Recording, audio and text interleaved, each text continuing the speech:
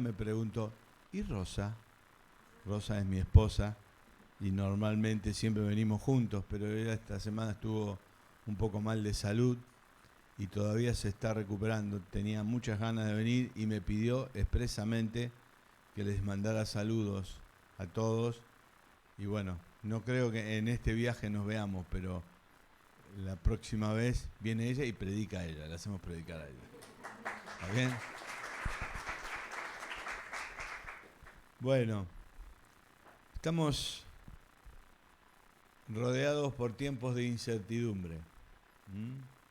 Parece que la pandemia dejó esto como fruto, aunque nosotros estamos creyendo en la buena normalidad, no dependemos de la vieja, no dependemos de una nueva, sino que creemos en la buena. Eso es lo que este año estamos viendo cómo nuestra fe está puesta, cimentada en Dios, y estamos viendo todas las cosas que tenemos para decir que no tenemos por qué estar toda la vida titubeando, ¿no?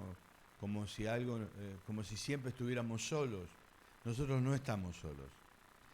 Pero existen un montón de fobias últimamente. Los terrores nocturnos se han multiplicado. Hablábamos el otro día sobre algunos temas y me contaban los porcentajes de aumento del suicidio, especialmente entre adolescentes y jóvenes, ¿no? Muchos tienen un profundo temor. La palabra temor en realidad tiene dos acepciones. Una es temor de respeto, que es lo que nosotros tenemos por Dios. Nosotros tenemos temor de Dios, pero esto no quiere decir que tenemos miedo. Quiere decir que estamos encaminados en creer en Él, en confiar en Él. Pero está el temor-terror, que es el del miedo, el pánico, que los cristianos no tenemos por qué experimentar. Si lo estás viviendo, hoy va a ser un día especial para que lo dejes, porque realmente todas estas cosas que seguramente Miriam como médica nos puede contar que es así, ¿no? Porque es tremendo lo que estamos tratando tanto en los consultorios médicos, psicológicos, como en los consultorios pastorales. Vemos que la gente se siente como sola. Parece mentira, ¿no? En un mundo tan comunicado. Parece una broma la que vivimos los seres humanos, de estar cada vez más comunicados al punto que yo puedo estar aquí y puedo estar hablando perfectamente con todos los pastores que tenemos en distintas partes del mundo, en cualquier momento o cualquier hora sin pagar nada. ¿No les parece raro a ustedes eso? Yo me acuerdo cuando tenía que hacer mi trabajo pastoral así hacia el extranjero y tenía que pensar cuántos minutos iba a llamar a tal persona que estaba en España o que estaba en la India, porque era una cosa de loco. Sin embargo, ahora con el WhatsApp hablamos a la hora que queremos, cuando queremos, nos comunicamos y encima podemos estar un montón de tiempo porque sabemos que no nos va a salir nada. Pero ¿saben qué? La gente se siente sola. Es común sentir la soledad de la gente en medio del tumulto. No hace falta estar en medio del campo para sentirse solos, en medio de la ciudad. Ahora nosotros, los que creemos en Cristo, debemos vivir una vida confiada. Tenemos que estar pensando que es cierto que Él está pronto a nuestro socorro. Él está dispuesto a ir a nuestra necesidad. Si estás aquí y estás llevando alguna carga más pesada de la que puedes, quiero decirte que a través del Espíritu Santo el Señor quiere hacer algo en tu vida, que es llevar las cargas. Y no solo eso, sino que encima te pone dentro de una iglesia. Y el apóstol Pablo decía así: sobrellevad los unos las cargas de los otros y cumplid así la ley de Cristo. Estoy viendo esta canasta con comida. Me imagino que no es la canasta navideña porque está muy, muy adelantada, ¿no? Es una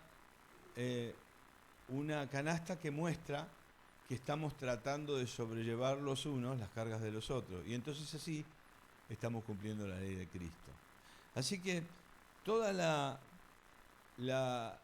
nuestra vida tiene que rondar en torno al hecho que tenemos en claro que el Espíritu Santo aportará en nosotros todo lo necesario para que nosotros triunfemos. Mire lo que dice este pasaje. Teniendo en cuenta que el temor paraliza, que nos podemos quedar ahí en la situación como pasmados, como solos, en llanto.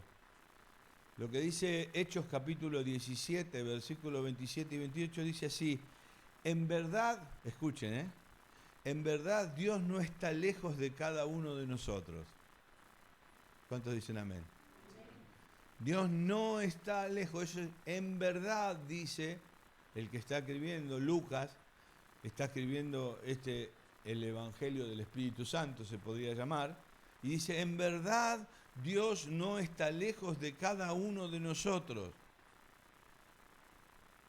porque en Dios vivimos, nos movemos y existimos. Como también algunos de los poetas de ustedes dijeron, somos descendientes de Dios. Ahí el doctor Lucas, uno de los discípulos, de los primeros discípulos, una fuente de información para nosotros, porque escribió el Evangelio de Lucas y el libro de los Hechos. Eso es más de la mitad del libro del Nuevo Testamento.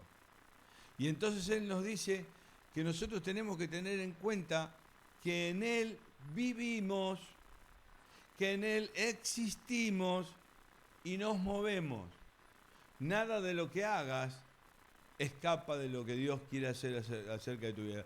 Recién contaban el testimonio de todo lo que vivieron en este torneo. Yo lo vi a Juan, al pastor Juan, que era el aguatero suplente, pero ustedes vieron en pocas horas la cantidad de soluciones que tuvieron que recibir. Que no pensaban que de pronto pertenecían a un grupo de personas creyentes que podía solucionar problemas tan rápido. Pero lo hicieron. Y fue una bendición.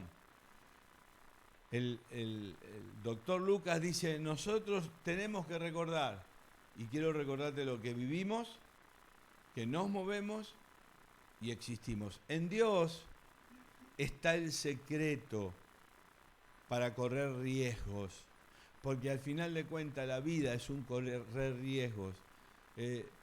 No podemos pensar a esperar a tener toda la solución de todo para después movernos, sino que nosotros tenemos que aprender a movernos en riesgo, sabiendo que Dios está con nosotros. Podríamos hablar de la vida de un montón de personajes de la Biblia. Abraham, cuando tuvo que obedecer a Dios, lo estaba obedeciendo sin nada en donde apoyarse, excepto su fe.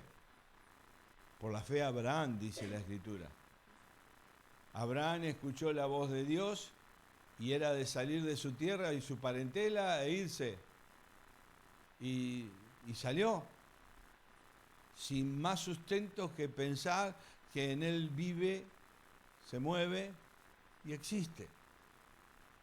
Ahí estaba Abraham, se quedó en la mitad del camino en la ciudad de Taré. En la ciudad de Taré. Y vemos cómo al final tuvo que confiar en Dios en todo sentido. Dije mal, el suegro era Taré. Tuvo que confiar hasta en algo tan natural como tener un hijo. Dice que en la Biblia que tenía mayoría de edad. Recién veníamos hablando con Gabriel acerca de cómo se nos estaban escurriendo los años, ¿no? Yo tengo un nieto de 14 años que me va por aquí. ¿Cuándo pasó? si nació ayer? ¿Cómo puede ser? Pero Abraham es un ejemplo de cómo nosotros podemos cimentar nuestra confianza. David, ni hablar. Josué era un joven que no tenía mucha experiencia de nada, excepto el hecho de confiar totalmente en Dios. Encontramos en la Escritura un montón. Miren, un ejemplo, Bartimeo el ciego. Se acerca a Jesús porque estaba ciego y quería ver, pero él tuvo que aprovechar el momento, tuvo que dominar sus miedos, tuvo que echar a un lado sus vergüenzas. Cuando llegamos al capítulo 19 del libro de Lucas, encontramos dos relatos de los más importantes en ese pasaje. El primero es de un tal Zaqueo, aparentemente un hombre chiquitito. O sea, no puedo decir cuál era su tamaño, pero si la Escritura nos hace saber que tenía escaso estatura, evidentemente debía ser bien bajito. Y este era un cobrador de impuestos y tenía una buena situación social, pero evidentemente estaba solo, se sentía solo. Ve venir a Jesús y sabía perfectamente que la multitud no lo iba a dejar llegar, porque la multitud lo odiaba. O sea, el pobre hombre este, excepto plata, todo lo demás estaba mal. Él sabía que no se podía arriesgar a meterse en la multitud, pero él está decidido a ver a Jesús. Y dice la Escritura que, ustedes saben el relato, se sube en un árbol, un sicómoro, y allí en el árbol él se da cuenta de algo, que él claro que vería a Jesús, pero que era imposible que Jesús pudiera solucionar sus problemas si es que él los reconocía, porque era la multitud y un árbol. Sin embargo, dice la Escritura que Jesús pasa por ahí y apunta hacia Zaqueo y le dice, hoy es necesario que pose en tu casa. Y todo cambia en la vida de Zaqueo, de tal manera que se van a la casa, hacen una fiesta, sus invitados eran todos pecadores, porque era así, y en medio de ese momento le pasó lo que, ¿cómo era el chico? Mario, eras que compartiste el testimonio, eso fue lo que hizo este hombre. Zaqueo se paró y dijo, todo lo que yo robé lo voy a dar multiplicado, y voy a hacer esto, y voy a hacer aquello, y todos lo deben haber mirado espantado. Haciendo las cuentas, Zaqueo después dependió de la gracia de Dios, porque no tenía nada de tantas cosas que había adquirido en forma deshonesta. Pero él decidió vivir, moverse en el Señor. En ese capítulo 19 del libro de Lucas, de Lucas, hay un hombre que tiene mucho dinero y decide irse de viaje. Entonces, decide repartir sus bienes de tal manera que la gente que quede a cargo de sus bienes los haga trabajar. ¿Se acuerdan de la parábola esta? Coge a uno, le da 10 talentos, coge a otro, le da 5, coge a otro, le da 1. Jesús aquí enseña más que nunca lo que yo quiero esta noche, en esta mañana, esta noche, ya estoy durmiendo, me estoy adelantando. Lo que pasa es que esta semana prediqué muchos días, así que ya no sé qué día es ni qué hora es. Jesús aquí te va a mostrar cómo el riesgo es la moneda común del cristiano. El cristiano no se convierte en Cristo para tener una vida segura, inamovible, sin ningún tipo de riesgo. Por el contrario, aquel que recibió 10, cuando volvió el señor, el feudal, el que tenía el dinero, le dio 10 más. Y el que tenía 5 le dio 5 más. Pero el que tenía 1 dijo, te tengo miedo, yo sé que cosechas en donde no siembras, yo qué sé, aquí tienes. Lo escondí bien, lo había enterrado. Aquí tiene 1. Y el Señor, el dueño de las cosas, dice, malo. Le dice de todo. Y le sacó lo que tenía y se lo dio ¿a quién? ¿A quien tenía qué? Más. Parece mentira, pero todo aquel que haga negocios para Dios, y no estoy hablando solo de negocios de dinero, y creo en eso, creo que si estás viviendo una vida escasa, vas a tener que preguntarle a Dios por qué. Porque Dios quiere bendecirte, Dios quiere prosperarte, Dios quiere sacarte de donde estás, Dios quiere darte el trabajo que falta. Pero por ahí el Señor está esperando que resuelvas algunas cosas en tu vida. Jesús enseñó que si no tomamos riesgo, nuestra vida no tiene que ver con la fe. Dice, el rey contestó, pues les digo que al que tiene se le dará más, pero el que no tiene, hasta lo poco que tiene, se le quitará. Estoy hablándole a un grupo de personas que viven en una sociedad con todos los tumultos que les dije al principio. Pero les estoy hablando a un grupo de personas que tienen futuro en Dios.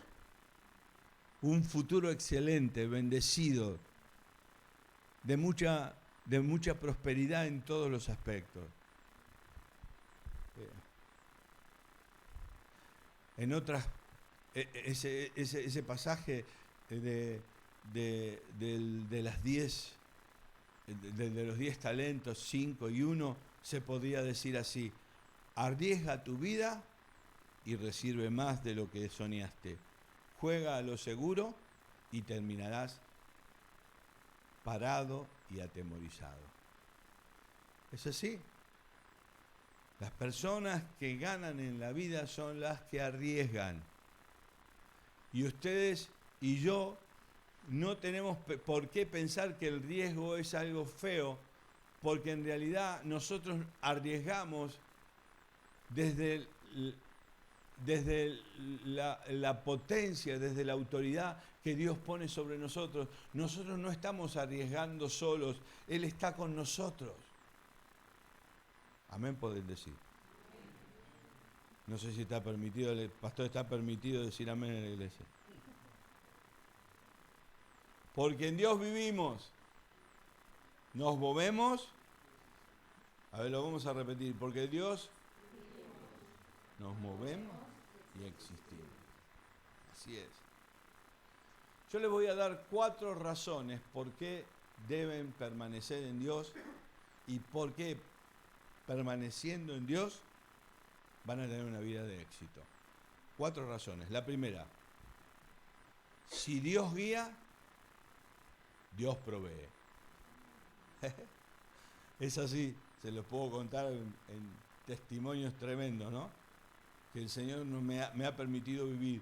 Si Dios te pide que hagas algo, te va a dar la energía, te va a dar los talentos, te va a dar la habilidad, te va a dar la gente, el dinero, el espacio, los recursos, los contactos.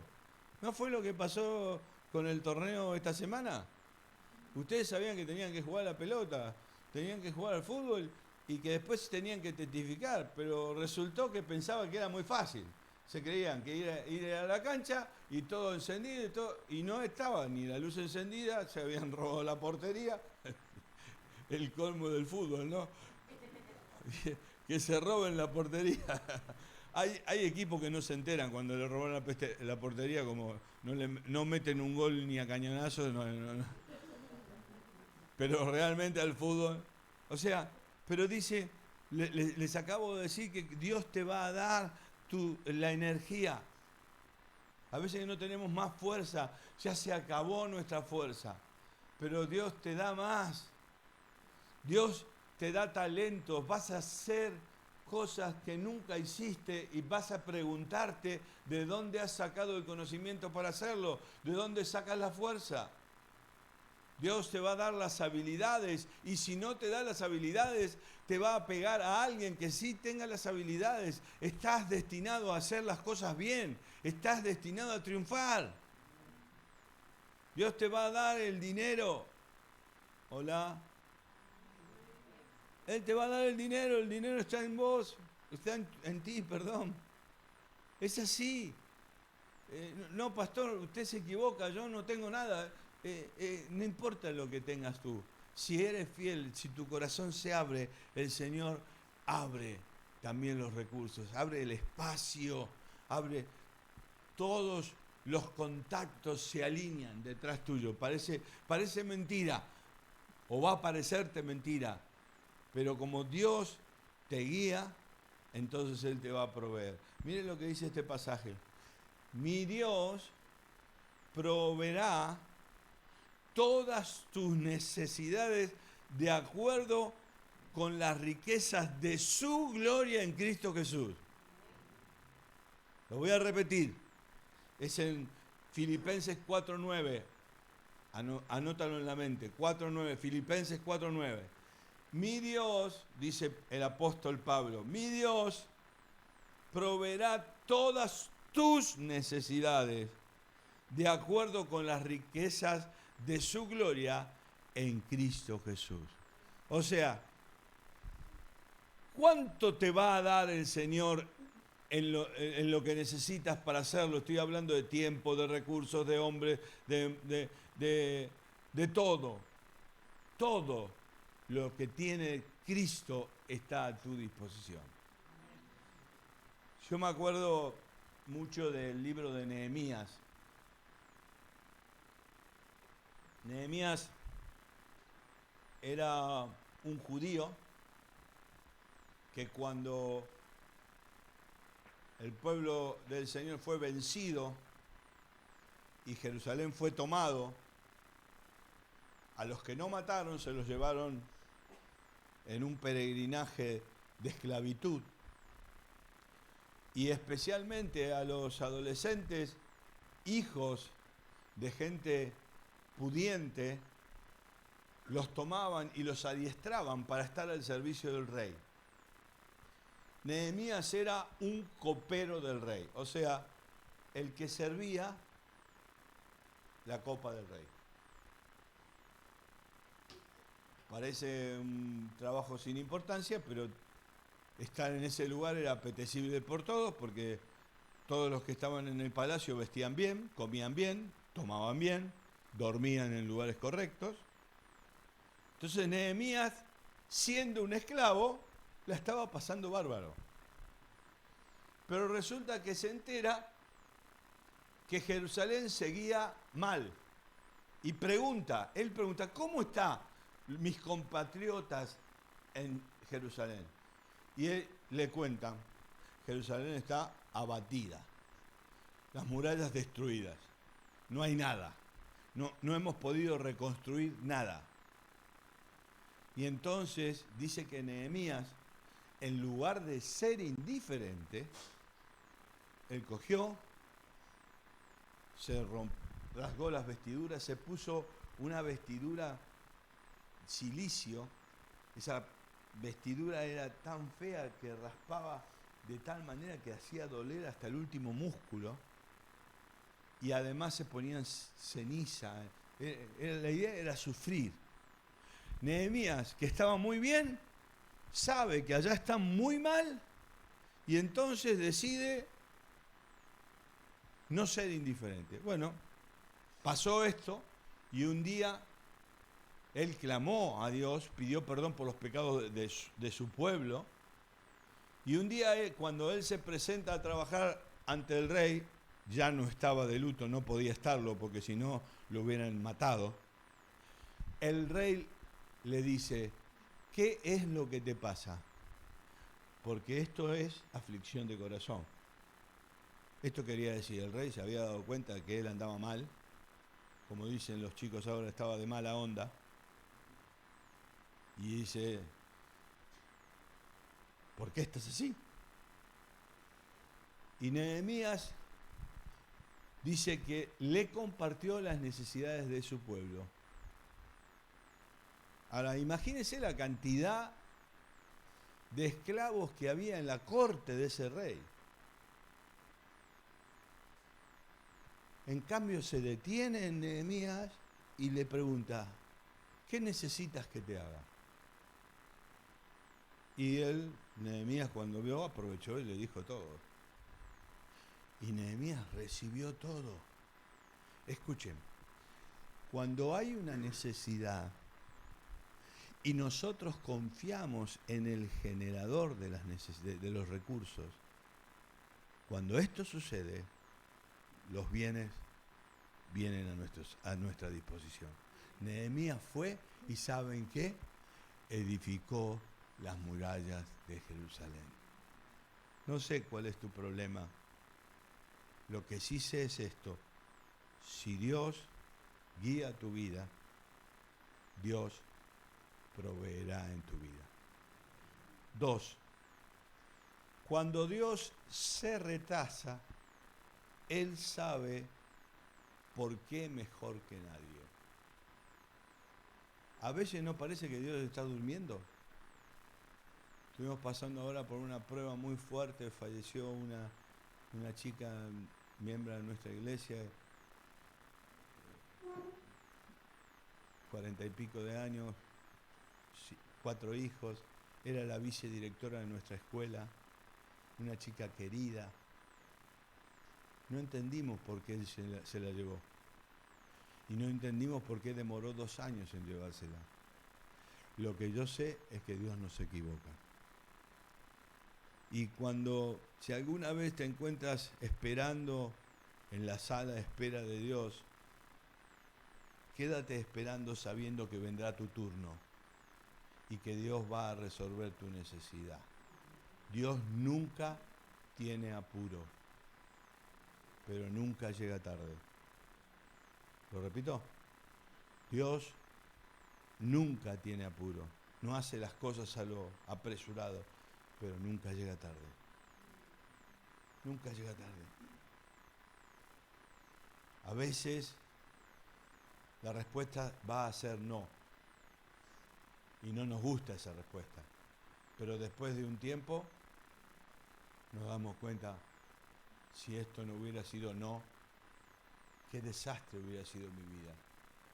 O si él hubiera respondido rápidamente. Hay algunas personas que a veces pasan por pruebas muy, muy difíciles, por ahí estoy mencionando tu caso, y parece que no viene más la ayuda de Dios, financiera, de compañía, lo que sea. Recuerda que Dios te conoce mejor y que Él te va a dar la respuesta, y que a veces las cosas suceden para que aprendas a confiar en Dios, para que aprendas a que Él está en control de todas las cosas.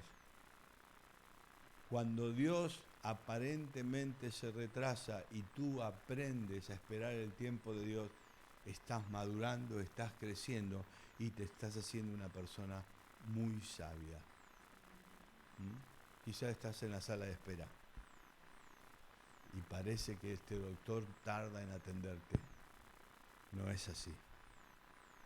Entonces, primero Dios, si Dios guía, Dios provee. Segundo, si Dios se retrasa, es porque Él sabe mejor que nadie qué es lo que necesita. Tercero, lo que le das a Dios, escucha, Él lo multiplica. No sé por qué Él quiere trabajar así con sus hijos. Pero cuando le damos a Dios, y alguno está pensando, direccionando solo hacia el dinero, no estoy pensando en todo. Si le das al Señor tiempo, la mayoría en estos tiempos no tiene tiempo para nada. Apenas si puede venir el culto a la mañana para el culto de adoración al Señor, no se puede contar los días de semana, no se puede contar una mañana, no se puede contar nada. Parece que el tiempo es tan escaso que Dios tiene que entender, Señor, no tengo tiempo para tus cosas, no tengo tiempo para vos. No tenemos tiempo para leer la Biblia, no tenemos tiempo para orar. Si no sembramos tiempo, no cosecharemos tiempo. Siempre el tiempo se nos va a ser corto. Nunca va a ser lo que necesitamos. Si siembras dinero, cosecharás dinero. Bueno, pastor, esto... Y yo tengo testimonios que usted se quedaría espantado de ver lo que Dios hizo. Testimonios de personas que han confiado al Señor hasta el último momento en el uso de sus recursos y que han sido fieles y cómo Dios ha respondido a sus vidas. Nuestro ministerio del Centro Cristiano de Esperanza se caracteriza por ver el poder de Dios moviéndose en las finanzas. Y estoy hablándote a ti que quizás has puesto las últimas monedas. Si fue todo lo que tenías, Dios te va a multiplicar. Ahora, si eres capaz de tomarte un café cada vez que quieres y no tienes un centavo o algo para ofrendar y diezmar, no esperes respuesta, porque Dios es muy sencillo. De lo que mi esposa se le dio por hacer huerta. Tenemos un terreno y la parte de atrás ella empezó a sembrar semillas. Y yo, claro, genial. Donde puso tomates, ¿qué salían? Bananas. Yo fui a esperar una banana y resulta que no, que salían tomates. Duraznos. Ella puso una semilla de durazno así, yo le digo, ¿por qué no vamos y compramos el árbol un poquito más grande? Porque la semillita, hasta que se hace grande, hasta que viene la... Y ella dice, no, yo quiero este durazno porque me gustó. Habíamos comido un durazno riquísimo, estaba dulce, estaba genial. Y en realidad era una nectarina. Y ella cogió y lo sembró. Y yo, por supuesto, durante algunos años me aproveché de ella, bromeando acerca de, ¿y cuándo comemos tú? Resulta que hace 2 años empezaron a salir nectarinas, pero a montones, y dulces, iguales al que habíamos comido aquel día. Porque de lo que se siembra, se cosecha. Siembra mal carácter. ¿Qué vas a recibir como respuesta? Siembra dulzura, comprensión. ¿Qué vas a cosechar? Por ahí no de esa misma persona, por ahí de otro, pero vas a sembrarlo. Dios te lo prometió. Si tú siembras tus talentos, y tú no me vas a decir que no sabes hacer nada, porque en la vida tú te mueves con muchas cosas. Si siembras talentos para Dios, vas a multiplicar talentos. Cada vez serás más creativo, cada vez serás más independiente. Si cosechas tu energía, vas a cosechar. Si siembras energía, vas a cosechar energía. No, es que estoy cansado. Ahí estaba leyendo hoy, yo mando un texto bíblico a mucha gente y estaba pasando por el libro mientras que leía, y ahí uno de los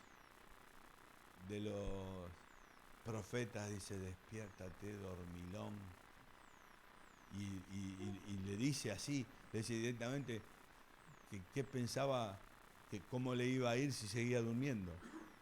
A veces pensamos que la mejor manera de reponernos es, vamos a decirle a todo que no, yo no puedo vivir estresado, no puedo vivir estresada, así que tengo bastante con el trabajo, tengo bastante con mis hijos, con mis hijas, con mis padres, tengo bastante con mis estudios, y entonces no tenemos energía para poner en el reino. Lo que va a pasar es que vas a tener menos energía, pero si tú inviertes tu energía en el reino, ¿qué da? Energía. Y vas a verlo más radiante. Y notarás gente dentro de la iglesia que es muy radiante, que siempre está contenta, que siempre parece que tiene para hacer. ¿Por qué es? Porque siembra. Y de lo que se siembra, se cosecha. Así que, Dios, si Dios guía,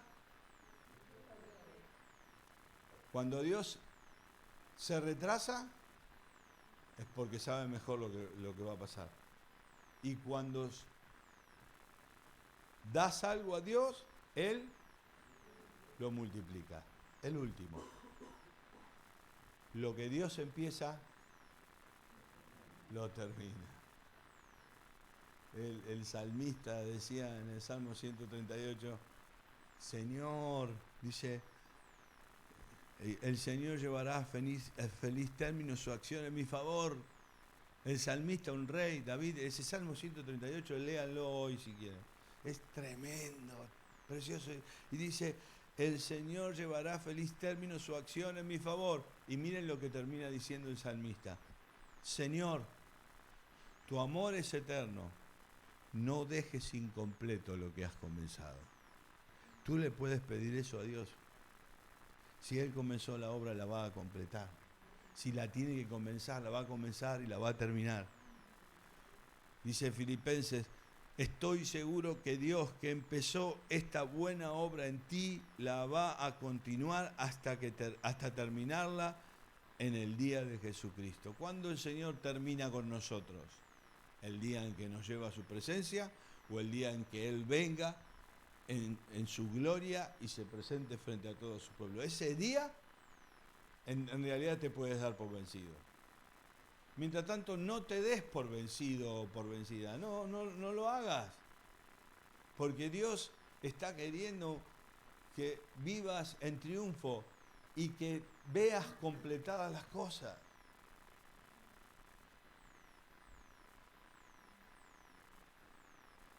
Cuando estoy hablando se me pasan cientos de testimonios. Pero hoy es domingo, hay que volver a casa, hay que estar en familia. Pero hay que recordar 4 cosas que se las repito. Si Dios guía,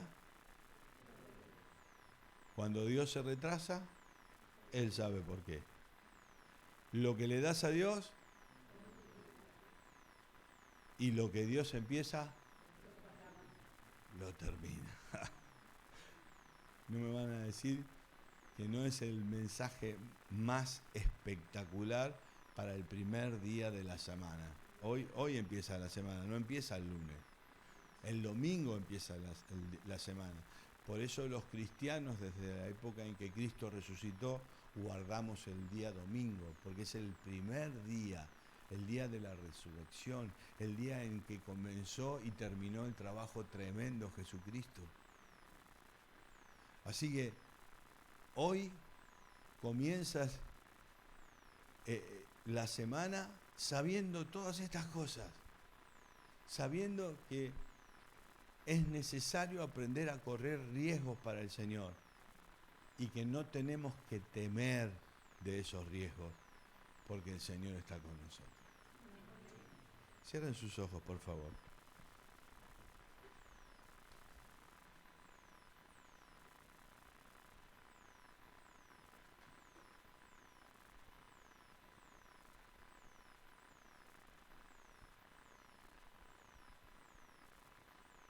Y si estás dispuesta o dispuesto a correr riesgos para Dios, a arriesgarte en su palabra, yo te pido que te pongas de pie. Si puedes, te pongas de pie. Y te pido que repitas conmigo esta oración. Señor, en ti estoy aprendiendo a vivir de nuevo. Señor, quiero aprender a moverme. Reconozco que existo gracias a ti. Dios, quiero que me uses. Dios, quiero ser un hombre o una mujer de fe. Dios, quiero aprender las lecciones de la vida espiritual. Jesucristo, dedico el resto de mi vida a ti. Te dedico mi tiempo, mi dinero, mis talentos. Te dedico cada una de las áreas de mi vida. Úsalo y completa mi gozo. En tu nombre oro. Amén. Señor, yo quiero pedirte en el nombre de Jesús por esta amada iglesia, por cada uno de estos hermanos y hermanas que han escuchado tu palabra en esta mañana, que han venido para escucharla, que no solamente la hayan escuchado, sino que ahora la hagan propia. Y te pido, Señor, que realmente puedan tener una vida de riesgo en ti, de un riesgo que sea realmente para conquistar aquellas cosas que tienes en nuestra vida. Te bendecimos, Señor, te bendigo y te pido por esta iglesia, por sus pastores, por sus líderes, por su economía, Señor, por su impacto en la sociedad, que realmente como iglesia puedan ver y vivir un tiempo especial. En el nombre de Cristo Jesús, nuestro Señor. Amén y amén. Dios los bendiga.